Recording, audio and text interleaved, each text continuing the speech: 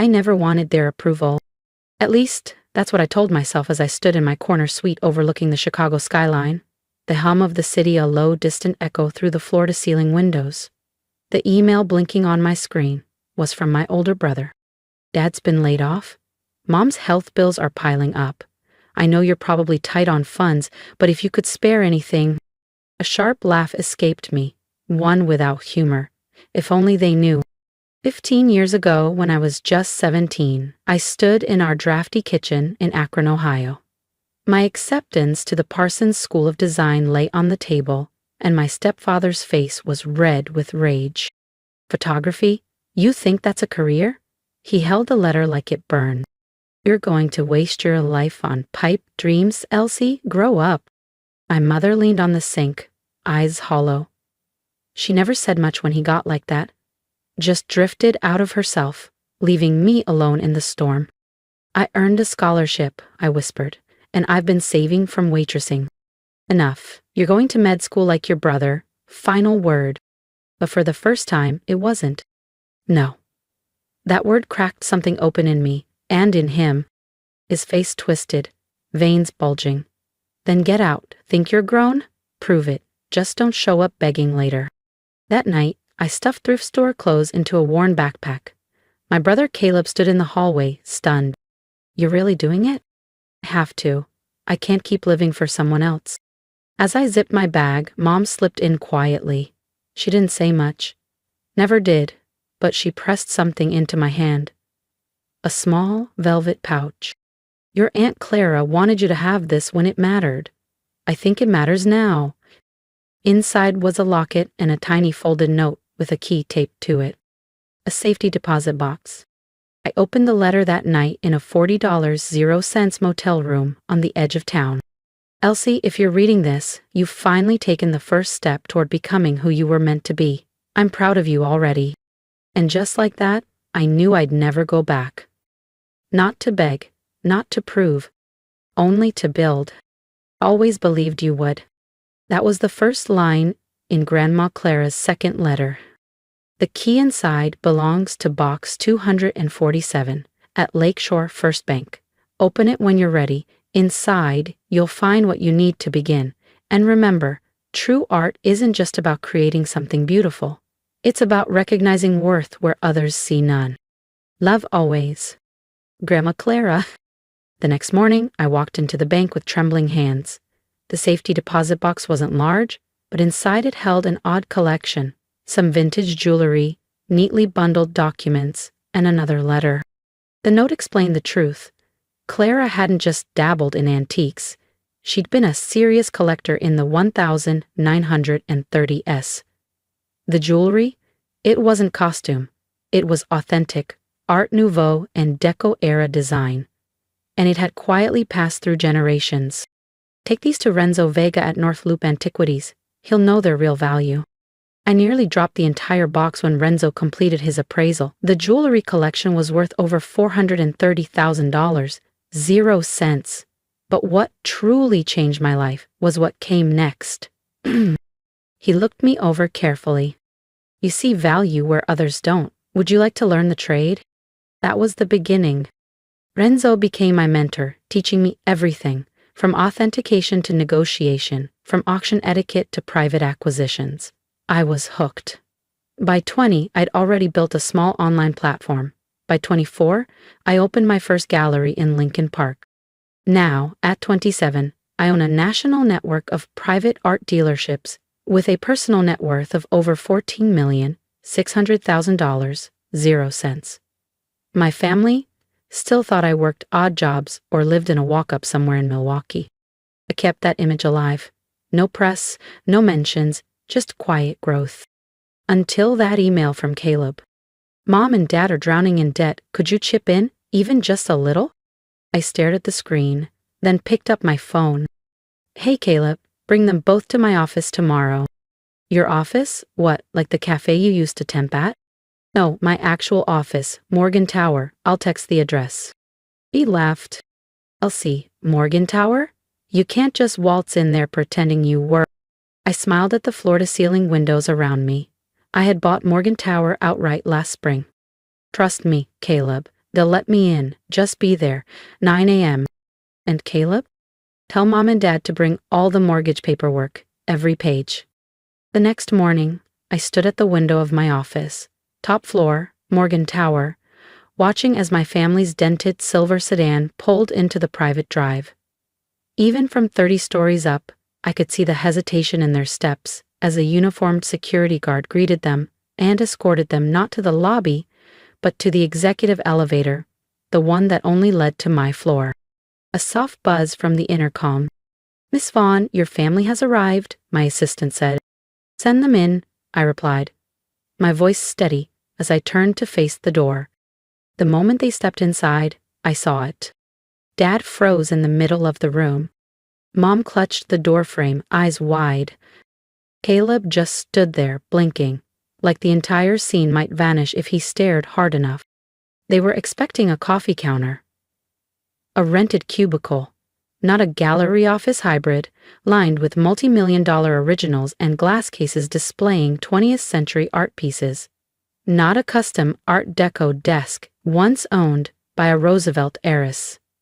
Not this view of Chicago sprawled beneath me like a crown I'd quietly earned. "Elsie," Mom whispered, "what is this?" I smiled softly. "This is my office. Welcome to Vaughn Fine Art and Acquisition." My father's complexion had already begun the familiar shift, from disbelief to denial to fury. "No," he said, pointing. "You're a barista. You live in a shoebox. You post pictures of ramen noodles and laundry baskets." I stepped toward the wall and gently tapped a frame. A painting I bought for $500, 0 cents. Now appraised at $2,300,000, 0 cents. Actually, I'm the CEO and founder of the largest private art brokerage firm in the U.S. Those posts, they were fiction. Strategic, curated fiction. Caleb's mouth opened, but words didn't come. "The Morgan Tower," he managed, "is mine," I finished. Technically, it was held under my firm's name, but since I owned the firm, that's when Dad snapped. "You kept this from us? We're your family." "Secretly, what?" I cut him off. "Succeeding? Building something real? Proving you wrong." I returned to my desk, sat down, and glanced at the papers they still clutched. "Now, let's talk about your mortgage." The room was dead silent. Dad's fury turned silent. Mom ran her fingers along the edge of my desk, her eyes searching for proof this wasn't just a dream. And if you think that conversation was intense, just wait until you see what I told them next. Make sure to subscribe so you don't miss the next chapter of how I turned silence into power. Caleb just stood there, mouth slightly agape, staring at the original Legere mounted beside the espresso bar. I opened my laptop, pulled up my business dashboard, and slowly turned the screen toward them. Since we're being honest now, here's my current balance. $14,236,542, cents. My mother gasped audibly. My father's fingers trembled where they gripped the armrest. Caleb dropped his leather portfolio, the same one he flaunted at Thanksgiving as his promotion gift. "This is why you're here," I said evenly, sliding a folder across the desk.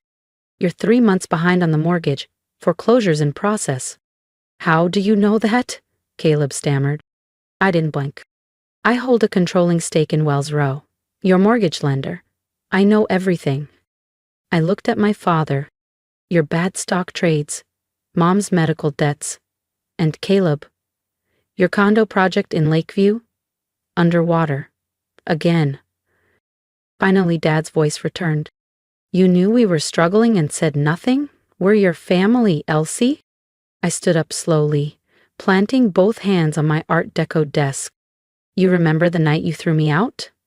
Don't come crawling back when you fail. Those were your words." "We were trying to protect you," he insisted, eyes narrowing. "No," I said, calm but firm. "You were trying to control me. That's not the same thing." I walked to the window, the skyline glittering like the empire I had quietly built. 10 years, no help, no belief. Just me, my instincts, and the key Grandma Clara gave me. Mom's eyes snapped up. "Clara? What? What did she give you? Faith, I said, turning back to face them. She saw what none of you did. That I could do this. That I'd build something lasting. I scanned their stunned faces. Every holiday you mocked me. Still with the art stuff, Elsie? Come work in Caleb's mailroom, Elsie. Caleb had the sense to look away. But now, I continued, now that you've seen my bank balance, suddenly I'm family again. Suddenly, I matter. My father straightened, business mode activated. We can talk about all that later. Right now, we need to... Stop right there, I said, voice like stone. I raised my hand. Before you say anything else, let me show you something. I tapped a button on my desk and the massive screen behind me flickered to life. One by one, files appeared. Bank statements, title deeds, loan defaults, investment breakdowns. This, I said calmly, is everything. Every loan, every debt, every failure, the total to wipe it all clean, to stabilize everything, is exactly $2,400,000, 0 cents. My father's eyes lit up with something I hadn't seen in years, hope. Caleb's lips parted in a stunned smile. Mom reached out and gently touched my hand. I pulled back. I've had that money set aside in a reserve account for a long time, I said. Every time things got bad, every time the foreclosure letters arrived, I watched. I waited.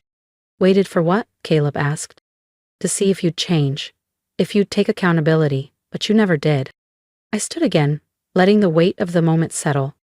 Instead, you borrowed more, mortgaged the house again, burned bridges, blamed circumstance.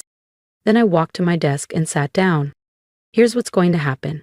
I'll pay off every debt, I'll save the house, and I'll even establish a trust to ensure financial stability for the future.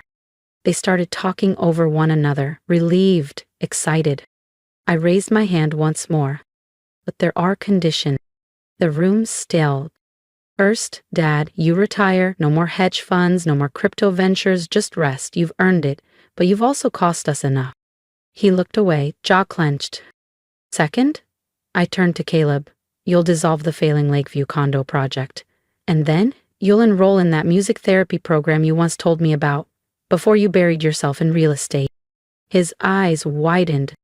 He hadn't mentioned that dream in 10 years. Third, Mom, I said gently, you'll open the bookstore, the one you always imagine near the lake. I'll fund it. Her eyes brimmed. She'd shelved that dream 3 decades ago to support Dad's ambitions. And, finally, I met each of their eyes. We do therapy, weekly, together, because this isn't just about money anymore. And I'm done pretending it is. Dad opened his mouth, ready to object, but Mom placed a hand over his. We'll do it, she said quietly. All of it. I nodded once, then pressed the intercom. Anna, bring in the contract. These documents make everything official, I said as I handed the folders across the desk. The debt clearance, the trust setup, and all the conditions. Take them home, read every line. They nodded, still visibly rattled. My father's hands trembled as he held the papers like they might vanish if he blinked too hard. As they turned to leave, I spoke once more, quietly but firmly. And Dad, that thing you said 10 years ago, about me calling when I failed. He turned, his face a complicated tangle of guilt, pride, and something I'd never seen in his eyes before, regret. I met his gaze. I never failed. I just succeeded without you. They left without another word, the heavy silence following them out. I stood at the window and watched their car disappear into the stream of downtown traffic. A moment later, my assistant Anna stepped in, setting a cup of chamomile tea on the edge of my desk. She always knew. You okay? She asked softly.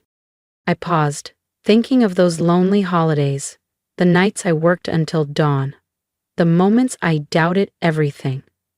Then I thought of this moment, this peace. Yeah, I said, a faint smile tugging at my lips. I think I finally am. The next morning they came back, with signed documents, tentative smiles, and the weight of a different future on their shoulders. It wasn't instant. Years of silence and wounds don't evaporate just because you sign on the dotted line. But it started, and that was enough.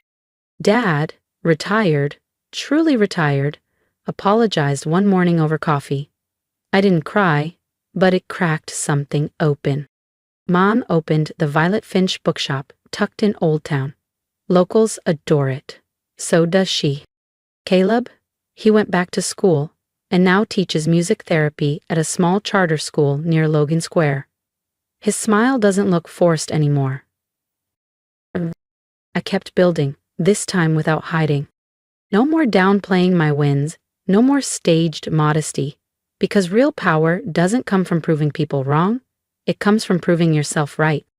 On my desk now sits Grandma Clara's old jewelry box. Inside is one piece I never sold. A plain gold locket, her photo tucked inside. On the hard days I open it and read her note again. True art isn't just creating beauty. It's recognizing worth where others see none. She was right. And the rarest thing I ever found was my own.